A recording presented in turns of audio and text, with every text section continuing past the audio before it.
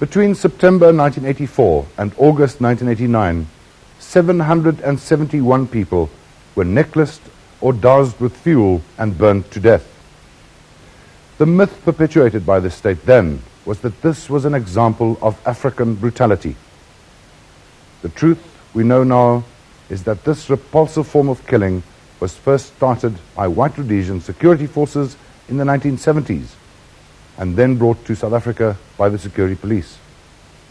Policemen burnt Supiwo Mtumkulu and Topsy Madaka to ashes in 1982, the Pepco 3 in 1985, and Sizwe Kondile in 1989. May God forbid anything like this ever happening again in our land. In 1988, Marianne Serrano died a different kind of death. Like Makis Kosana, she was innocent. Her only sin was that she sat down in a Boksburg restaurant targeted by an Umkhonto we Sizwe bomber. Someone has to answer her father's questions.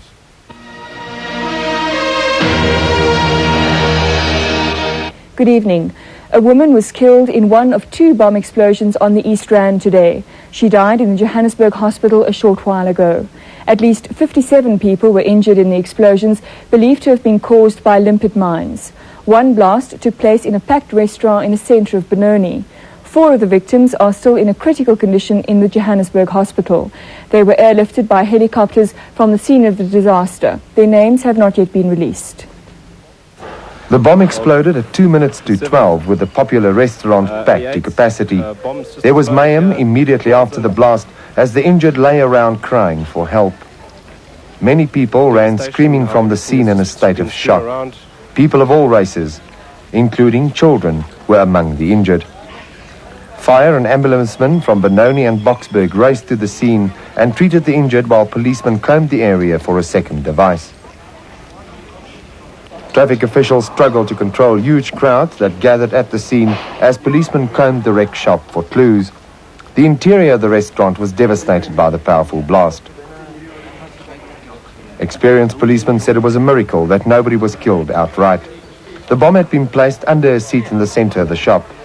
The chair was flung several meters out of the restaurant. Why was a bomb placed, and by incidentally, under the table where my daughter just happened to sit?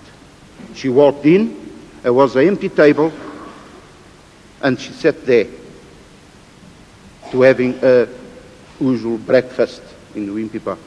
I believe she was expecting some friends as well. I'm glad, and this is, I always thank the Lord for that my other 2 children and you guys went to go.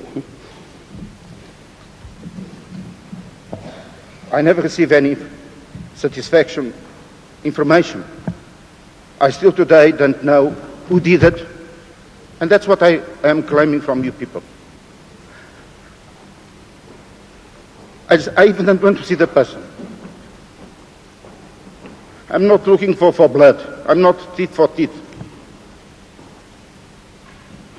I want to know who did it and why. What was the sense of putting a bomb in a place where there is people of all races and all ages, particularly younger people, the future of the nation? Doesn't matter being white, black, yellow, whatever. We're not having that in discussion. That is very good as it is now. But it's the new people that will continue with the nation.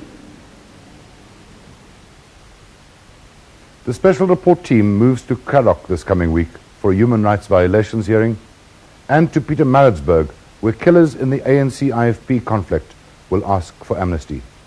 Please join us next Sunday evening at 8 for a full background report. Good night.